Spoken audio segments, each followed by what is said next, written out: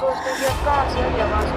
तो ये लोग एक बार देखते हैं मयंक की तरफ, और जैसे ही ये लोग मयंक की तरफ देखते हैं, ये देखते हैं कि जो मयंक है।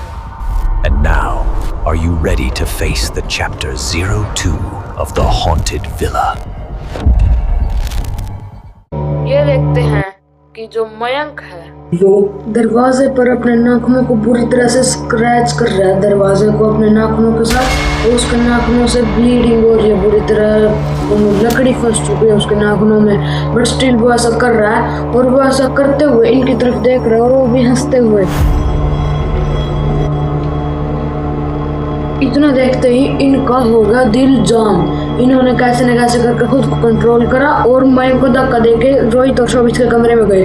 और जैसे ये लोग रोहित और शोभित के कमरे में गए, इन्होंने जाके रोहित को बताया कि यार तुझे पता है, तो मयंक ना ऐसी ऐसी हरकतें कर रहा है यार, पता नहीं क्या हो गया हमारे साथ। तो और रोहित इनको डरते हुए बता रहा है कि जो शोभित है वो भी तब से यही सेम टू सेम हरकतें कर रहा है। अब इतना सुनते ही इन तीनों को ये तो पता चल गया कि इस जगह पे कोई ना कोई तो नेगेटिव एंटिटी है।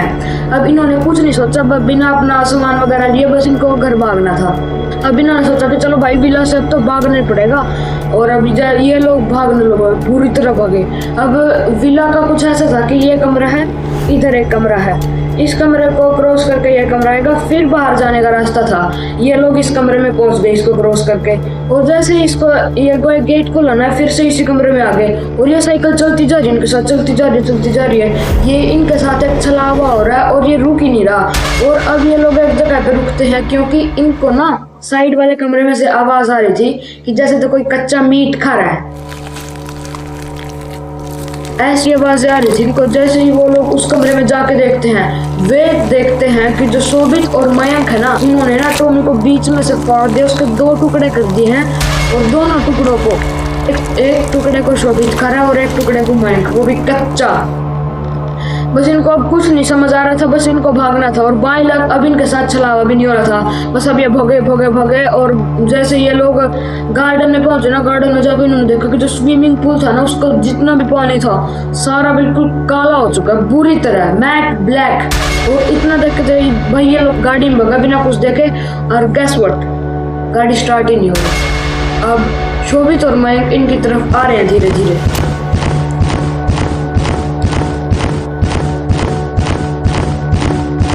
जैसे ही वो दोनों बिल्कुल गाड़ी के पास पहुंचे ना, तुरंत गाड़ी स्टार्ट हो गई और इन्होंने भगाई।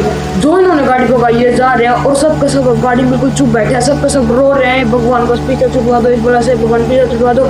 पर इनको नहीं पता था अभी अब इनके साथ क्या होने वाला है। और रोहित गाड़ी चला रहा था, वो अपना मिरर सेट करता देखता है कि जो सबसे पीछे सीट थी ना, उसके बीचों बीच शोभित बैठा हुआ।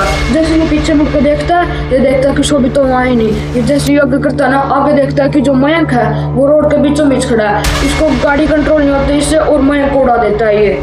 और अब इसको ये नहीं पता था कि इसने सच्ची में मयंक को उड़ाया था या इनके साथ कोई छलावा हुआ था। अब ये बस गाड़ी भगा रहा है।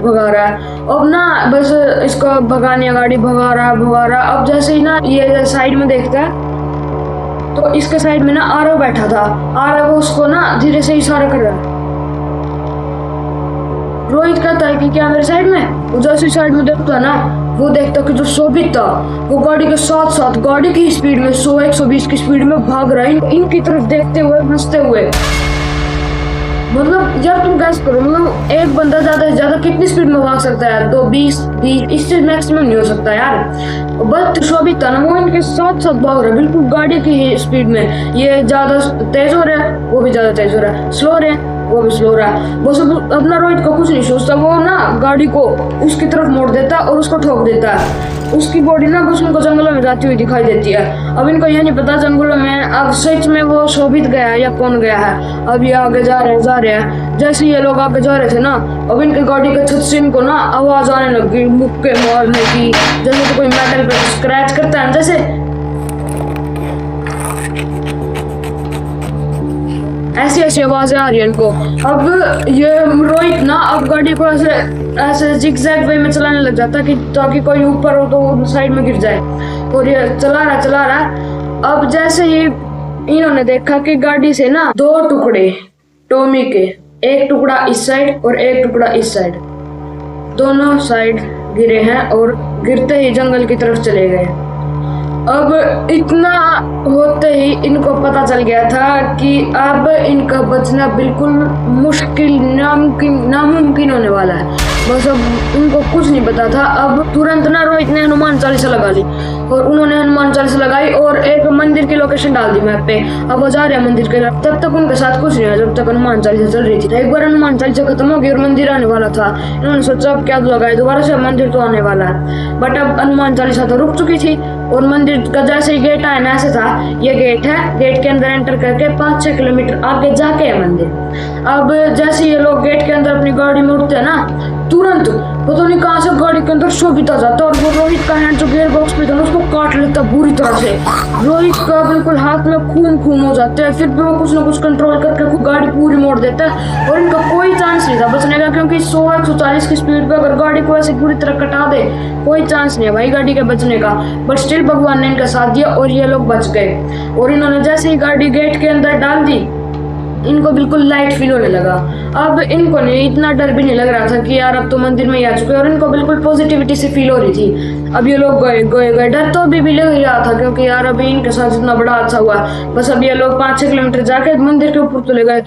मंदिर के सामने पहुंचते हैं इनकी गाड़ी, इनको कुछ नहीं सूझा, बस सारे अपने गेट से उतर के अपनी गाड़ी से बस मंदिर की तरफ भागे। मंदिर में जाकर इन्होंने जैसे की तरफ देखा, इन्होंने देखा कि जो शोभित मयंक गाड़ी से बाहर निकले दोनों गेटों से, और उन दोनों के हाथों में टॉमी के मांस के एक टुकड़े हैं जो उन्होंने वहीं पर काटे थे। इतना देखते ही इन्होंने बस पीछे गाड़ी की तरफ देखा ही नहीं। बस अब ना इनको आगे बस भगवान से कहते, भगवान बचा लो, आगे से नहीं करेंगे, आगे से नहीं करेंगे। बस सुबह होगी, सुबह मंदिर में सबसे पहले पंडित जी आए। इन्होंने पंडित जी के पैरों में पड़ गए, पंडित जी बचा लो, बाबा जी बचा लो। पंडित जी ने इनको पूछा कि क्या हुआ, इन्होंने सारी बताई कि पंडित जी हमारे साथ ये सब हुआ है, प्लीज इनको इसका कोई बता दो कैसे करे इलाज। फिर पंडित जी ने कोई यज्ञ वगैरह करवाया और हवन वगैरह करके इनको एक सूत्र बांधा यहाँ पर कलाई पे, और ऐसा कहा कि इस सूत्र को ना 5 साल तक तो बिल्कुल ही मत निकालना, बिल्कुल भी, वरना वो जो तुम्हारे साथ वो साया था ना वो फिर से तुम्हारे साथ आ जाएगा।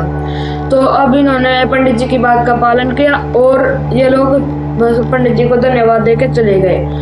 और अब इन्होंने ना डिसाइड करा था वहां पर ना फिर से तो जाना ही नहीं है। बट जो रोहित था ना उसने सोचा कि यार ऐसा क्या चीज है वहां पे, मैं वहां पर जाकर देखूंगा। और वो उसी विला में फिर से जाता है